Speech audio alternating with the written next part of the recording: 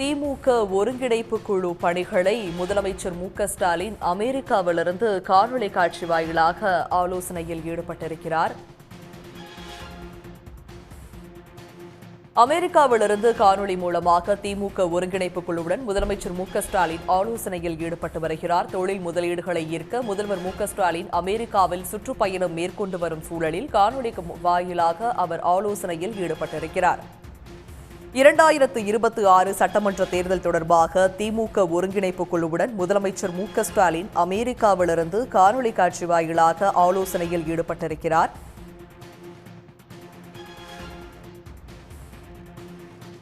இது பற்றிய விரிவான விவரங்களுடன் இணைகிறார் எமது செய்தியாளர் அன்புச்செல்வன். விவரங்கள்.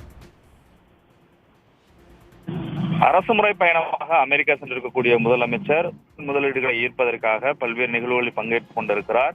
இந்த நிலையில் திமுக சார்பாகவும் கூட ஒரு குழு அமைக்கப்பட்டிருக்கிறது. அது 2026 ஆண்டு தேர்தலை ஒட்டி பல்வேறு ஆய்வுக் கூட்டங்களை நடத்தி கொண்டிருக்கிறது. இந்த நிலையில் தான் முதலமைச்சர் மு.க.ஸ்டாலின் இன்றிரவு அமெரிக்காவிலிருந்து அந்த ஒருங்கிணைப்பு குழுவுடன் ஆலோசனையை மேற்கொண்டிருந்தார். அதில் குறிப்பாக முப்பெரும் விழாவினுடைய ஏற்பாடுகள், அதே போன்று திமுகவினுடைய பவள விழா ஏற்பாடுகள் குறித்து கேட்டறிந்திருக்கிறார்.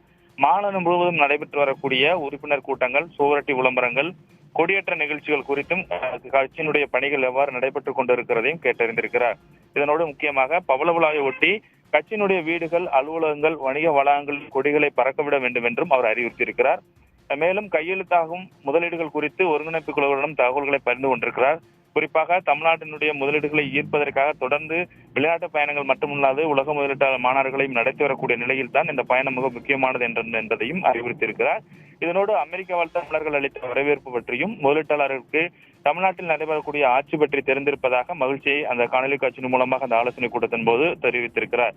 சிகாகோவில் நேற்று நடைபெற்ற தமிழர்களுடனான சந்திப்பு நிகழ்ச்சியும் கூட மிகவும் சிறப்பாக இருந்ததாகவும் தமிழ்நாடு திரும்பியதுடனேயே கட்சியின் செய்ய வேண்டிய மாற்றங்கள் குறித்தும் குறிப்பாக பரிந்துரைகளை ஒருங்கிணைப்பு குழு வழங்கும் என இளைஞரணி செயலாளர் உதயநிதி தெரிவித்திருக்கிறார். இந்த நிலையில் தான் இந்த ஆலோசனை கூட்டத்தில் அமைச்சர்கள் நேரு, ஏவாவேலு, தங்கம் தென்னரசு, உதயநிதி ஸ்டாலின் மற்றும் அமைப்பு செயலாளர் RS பாரதி ஆகியோர் கலந்து கொண்டிருக்கிறார்கள். உடனுக்குடன் செய்திகளை தெரிந்து கொள்ள சன் நியூஸ் பெல் ஐகானை கிளிக் பண்ணுங்க.